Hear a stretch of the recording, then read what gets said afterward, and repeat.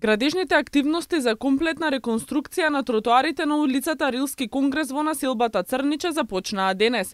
Градоначалникот на општина Кисела Вода, заедно со председателот на Советот и повеќе советници присуствуваа на почетокот на градежните активности, кои ќе се одвиваат на потек од улицата Банско до улицата Пржино. Се работи за 600 метри квадратни должина и од левата и од десната страна.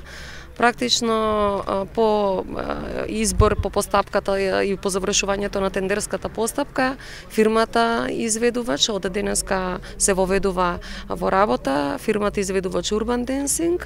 Ова е во буџетот предвидено и согласно тендерската постапка од инвестиција од буџетот на општина Кисела Вода во висина од 3 милиона и 240 илјади денари. Временскиот рок јас се надевам дека фирмата изведувач ќе го запази, доколку не послужат временските услови, за до 30 март практично тешката механизација да се повлече од ова улица и конечно да биде пуштена во употреба.